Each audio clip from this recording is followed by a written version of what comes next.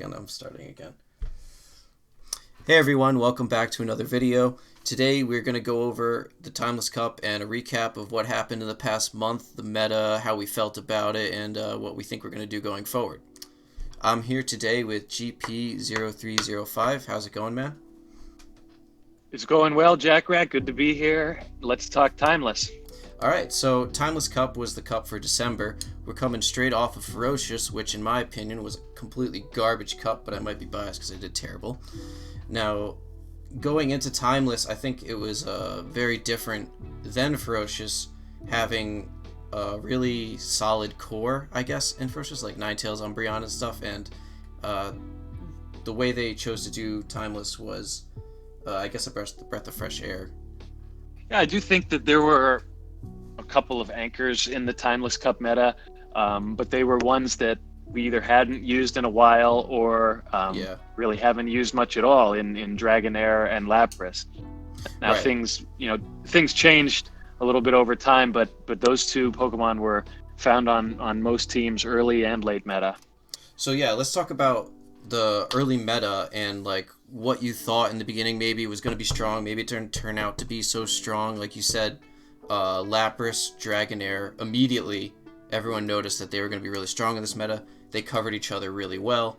So we had those, and then a lot of people also off the bat were looking at Double Dragon and even Triple Dragon if you ran Dragonair, Kingdra, and Shelgon, which, you know, I guess it could work if you caught people off guard, but the Double Dragon was still very strong. Yeah, I think we saw Shelgon more so in the early meta. Things changed a little bit later to make Right. Kingdra a more viable secondary dragon. But we definitely saw the presence of the dragon types, which made Lapras extremely powerful. And, you know, as a result, to counter Lapras, we saw Grass and Razor Leaf in particular users being common, as well as the Mud Boys. Yeah, that's a good point. So you said something about Razor Leaf users. Now that brings me into pretty much the theme of this cup that the Silpharina decided to go with was picking your starter, and you get one starter for your team, and then, you know, building your team off of that. So one of the more popular starters for this cup would be Venusaur, because it was probably the best grass option out of all that was available. The only really viable things, at the beginning at least, were Venusaur, Victreebel, and Gloomorth Return. So a lot of people seeing that Venusaur beat these other two, beat all the grasses, and beat pretty much all the waters, it was a big pick. And I think you went with Venusaur, right?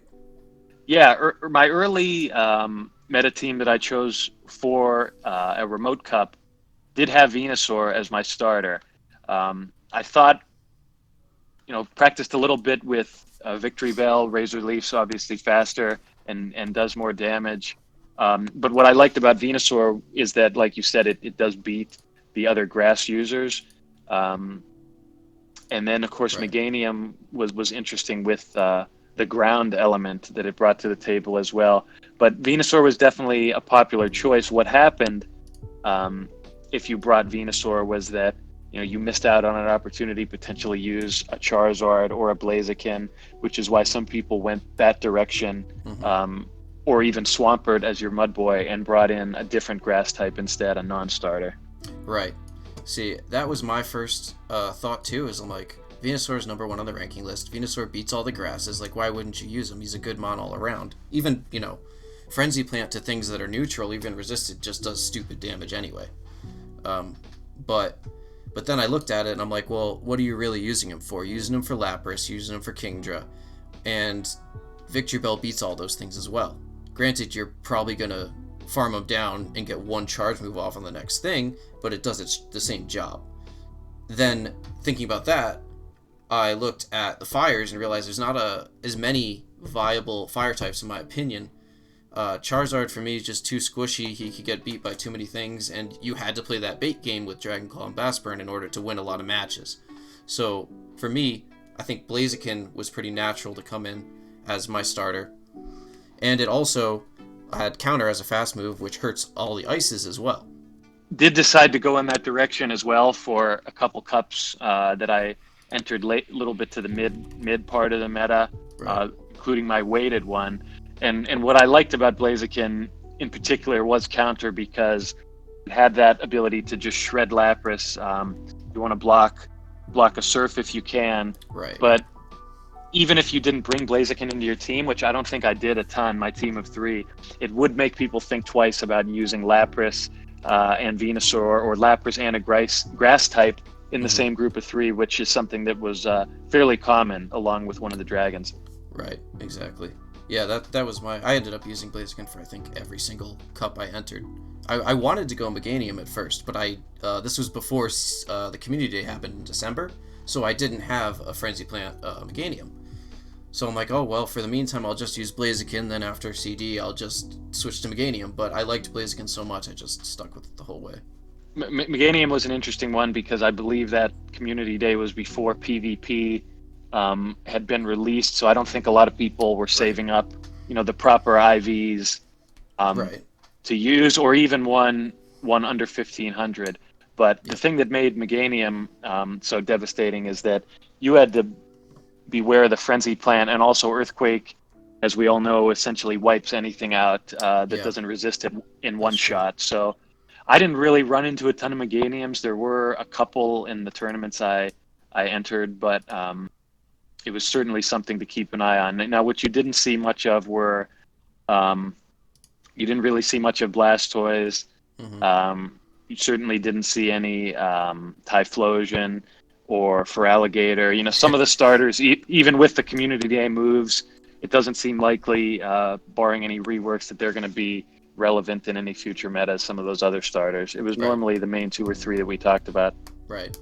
There was, I think, a little bit of Swampert love, I guess, in the beginning before that big move change, which would be a good thing to talk about now, maybe.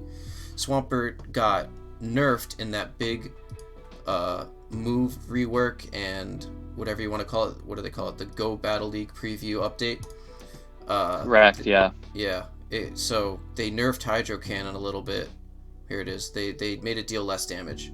So that immediately just threw everyone off. Everyone who had Swampert on their team were like, can't use it anymore. I mean, if you ask me, I don't think it was that big of a nerf. It was probably deserved considering how good it was, especially in other cups like, I don't know, Boulder. As we know, as far as the Mud Boys go, Wizcash can be a good substitute, or even Quagsire. But I think what ended up happening was that people were finding it difficult to include a Mud Boy on their team, and Right. not altogether necessary. If you brought a grass type, if you brought a grass counter like Venomoth, which I saw a ton of, or a fire, if you brought Dragonair and Lapras and went double dragon, you're only really left with one spot left on your team. And I didn't end up using a Hydro Cannon user or a Mud Boy on any of my 3 teams. I Right. think I mean, you have they Dragonair and Lapras, so they both have water charge moves. exactly. So what ended up happening was I think that whole class in a lot of ways got forced out of the meta when the rework Yeah. happened. I agree, partly because I still think Quagsire had a place just because, I love him, but You do. yeah. You got to watch out for Earthquake as well with him, like we talked about with Meganium. Right. But I think along with that, the Hydro Cannon nerf, as we will call it, something else big that happened in the rework was the nerf of Return. I don't know if you wanted to talk about that with Dragonair and Bloom. Right. Yeah, and that was definitely a big deal. Probably the biggest thing, I think. Well, maybe not, but Return got super nerfed in on that rework too, and because beforehand everyone was running Return on their Dragonair. Return Aquatail was like the recommended move set, which I thought was great when you're playing against one because you don't have to worry about getting nuked by this giant Dragon Pulse. And so let me say, Return went from being a kind of low damage, low energy charge move to being a very high damage, high energy charge move.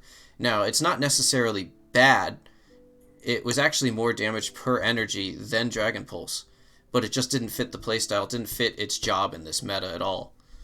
This nerf to Return comes out, everyone immediately TMs all their Dragonairs to Dragon Pulse. And in my opinion, that makes the like Dragonair Lapras matchup a lot harder, because now you got to worry about getting nailed by a Dragon Pulse, which still hurt pretty bad. Absolutely, and it's a powerful enough move. You include stab.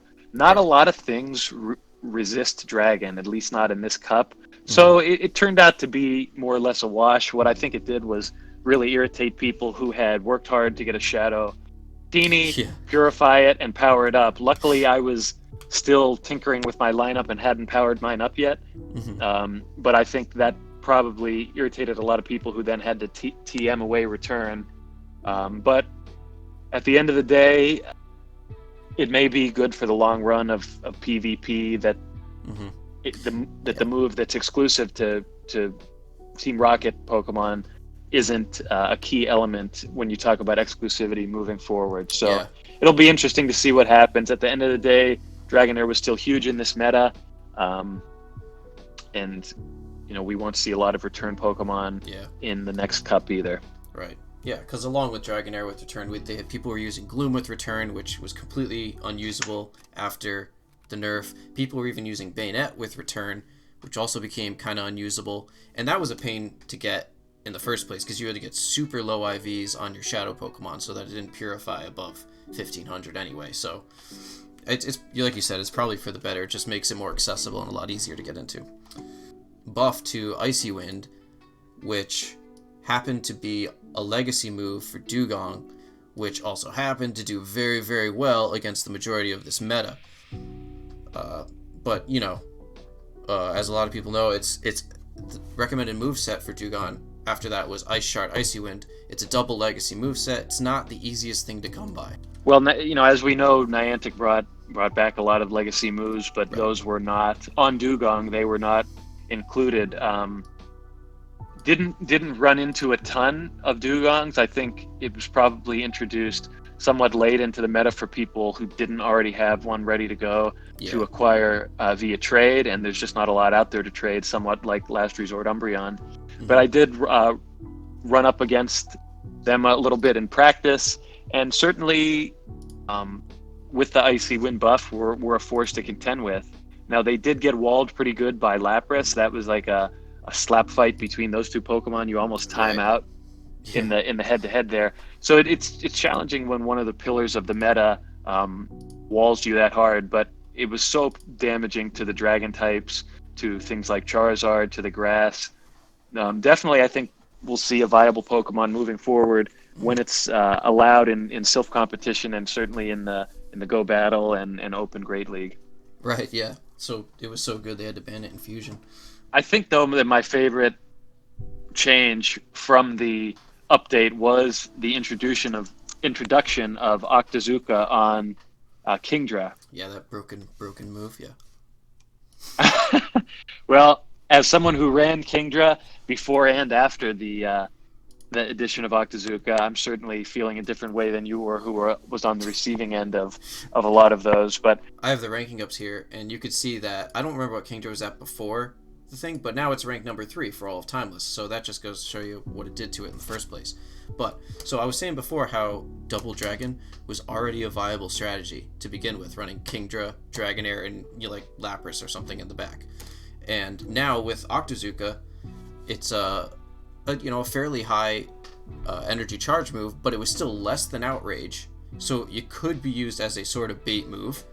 It reduces your opponent's attack, sharply. So it's 2 stages. It goes down 2 stages, and that just flips so many matchups on its head. Like if you can bait an Octazooka, get it on like a Lapras or something, you can come in with like a ton of things and just demolish it because it's not doing any damage to you. for sure, you can definitely force switches with that as well. Right. And I think what you found, especially in the Double Dragon scenario, is that you can safely lead with Kingdra.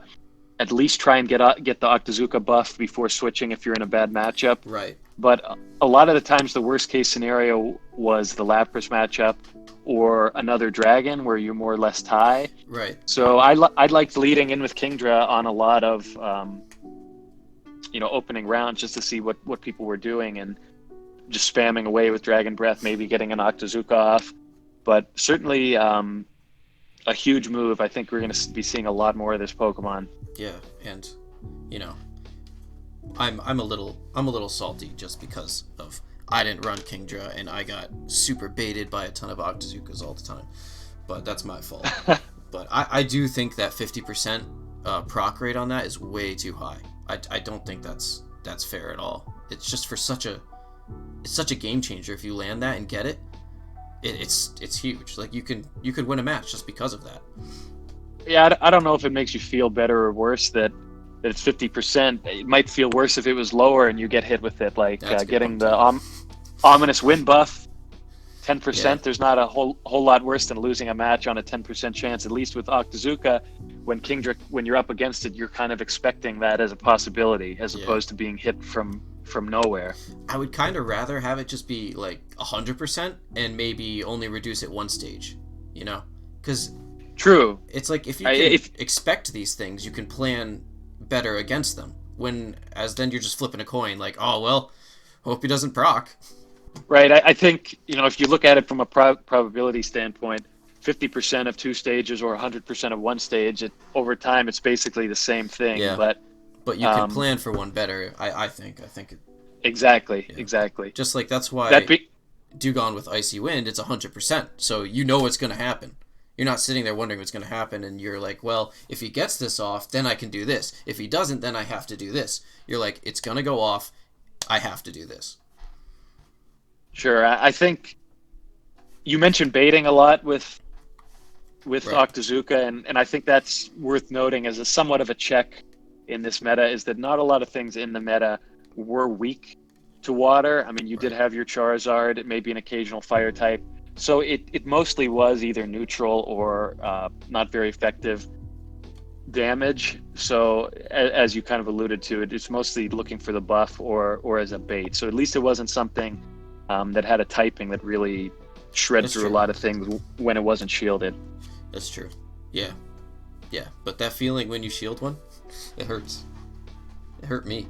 It does, especially with Lapras. Yeah, hurt me a lot. But yeah, so we saw how all these moves affected the meta a little bit, and one more I just want to talk about is Drapion got Fell Stinger, which is basically a Power-Up Punch clone, but a bug type. And before this, Ice Fang Drapion was kind of, in the meta a little bit, like people were using it here and there. But after this, people threw Bite on that guy, and you get one Fell Stinger off, your bites are just crunching through things. And I heard from a lot of people that they're like, oh, Drapion's going to break the entire cup, it's disgusting, like, yeah, you can't even deal with this. Because it beats, I think, the entire meta, except for like one or two things in the 2-shield matchup, which I thought was insane. But the thing is, with that, is that you're using 2 shields on Drapion, and the opponent is only ending up using 1 shield because they die from the bites half the time. Because you're not shielding Fell Stinger. It's a terrible move, a terrible damaging move. So I was thinking we were gonna see more of that, but I ended up going against like 1 or 2 maybe, and like it really wasn't that great. I was hoping it would be a lot better. Yeah, it was an interesting Pokemon, certainly a spice pick in the late meta here, but I do think people more or less figured it out. And as far as the 2-shield situation goes, in general, in practice, who is going to use both shields on a Drapion? In this cup, right, you're just opening yourself up for trouble, especially with Lapras, to get one shot by a grass type. Yeah, exactly. There's just a lot of things that go wrong. We saw electric, we saw all kinds of things that can devastate you, and I don't see a lot of people double shielding Drapion. So that's one of those ones that I think might look better in simulations than it does in reality. Yeah, I expected it to be much more prevalent, but I guess it wasn't. I even saw people bringing Gastrodon after the Mud Slap buff just for Drapion, because that was like one of the 3 things that always beats it, which is funny. One of the biggest outcomes of changes to the meta from the Niantic side in the middle of these cups is that it doesn't give you a lot of time to learn the new meta or practice it. So people are reacting in extreme ways without necessarily knowing how things are going to turn out. Right. because they got their ranked So cup coming up in 24 hours, and they're like, how do I beat this thing? exactly. I mean, we saw that in regionals with things like Provo Pass Oh yeah. coming into the game. So, this is just something that we've kind of come to expect from Niantic, and we'll see if there's another rebalance coming when the Go Battle League comes out. Oh, it's gonna happen in the worst way, right in the middle of Well, a remote cup. get ready for Hydro Cannon Empoleon to shake up Oh man. the Shake Up Fusion Cup. Don't get too set on your teams, folks. I don't even have a team yet, so I'm not worried. Well, it is. It's never too early to start predicting what Niantic's going to be doing, and at least with the community day moves, we make it easy. But who knows what will be in store next? We'll see. So anyway, what do you think about this cup overall? Like compared to maybe the rest of the cups in season 2, maybe compared to season 1. Would you play this? Like if we had another Mirror Cup at the end of the season, would you be like, yeah, let's do some Timeless Cup. Let's do a Timeless Cup. What do you think? As of now, I wouldn't say that it's one of my favorite cups over seasons 1 and 2. I do like Dragon Breath users. I think it makes for quicker, more exciting matchups. You have to think on your feet if you get stuck in a bad... And Razor Leaf as well. You've got these hard-hitting fast moves. It's got to really make you react.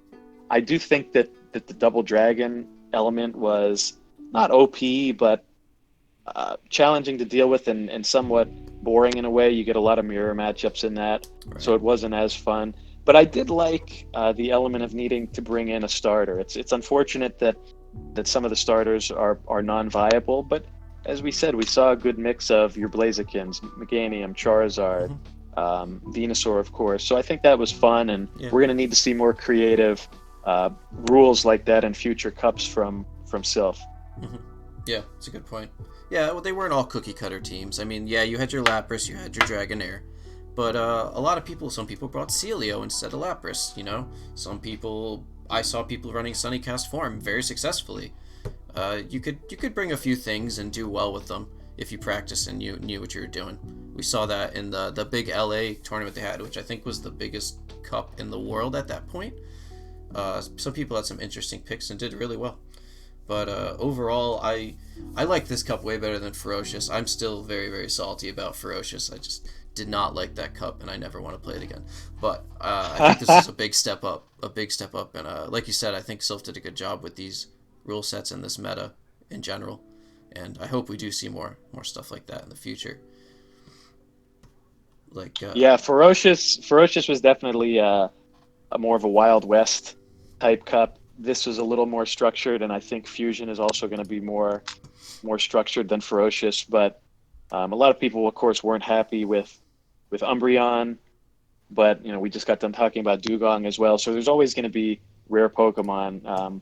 It is disappointing when the meta changes midway through. So as far as a future repeat of this meta, it might be interesting to see what happens when more Gen 5 Pokemon come out. If it changes again for another future mirror, might be some good dragons coming down the pipeline. Good point. So give me a quick, your first quick impressions on Fusion. You like it, you hate it? Impressions on Fusion. Well, for me personally, it's a little different perspective because I've gotten a lot more Fusion practice. I kind of turned the page on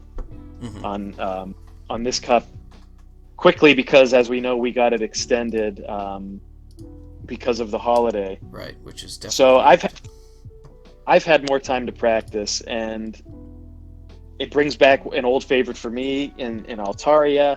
You've got other flyers, and unlike previous metas that were flyer dependent, the walls, while very viable, aren't necessary. You see Ice and Steel being viable counters to the flyers. You still have your normal grass types and mud boys that have kind of been around for everything. You're going to see Alolan Marowak potentially on a lot of teams. But the charm users, I'm seeing a lot of strats early that have double flying, double charm. Probably my favorite part of Fusion Cup so far is the reintroduction of Shiftry as a viable Pokemon. I think It got Snarl in the- that last big update, so that did wonders for it.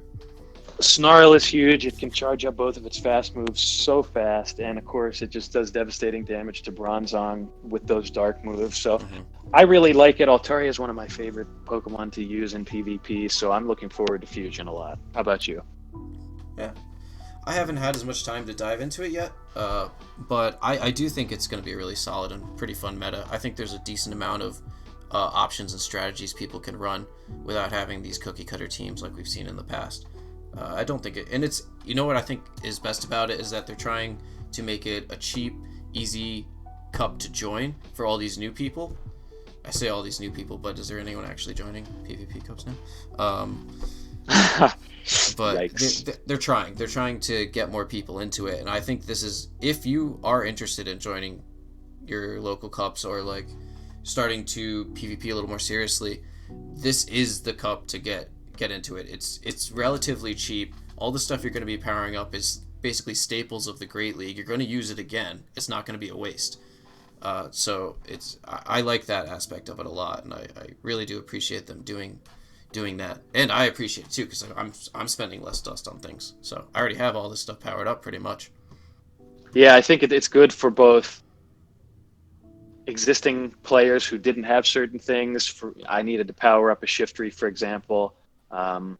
There's a couple other things I might use, like Togekiss, that I would need to power up, but with the charge moves being only 50,000, that helps a lot. And like you said, for new players, certainly you're going to use Venusaur again, you're going to use Altaria, you're going to use Whiscash, and with those three, you're halfway to a team already. So I think it is a great cup with Go Battle League around the corner for veteran and new players. Okay, so that's all we got for now. Be sure to like and subscribe if you enjoy this kind of stuff. Thank you, GP, for coming and talking about this with me, and hopefully we'll do it again soon. Sounds great, Jack Rack. See you for Fusion.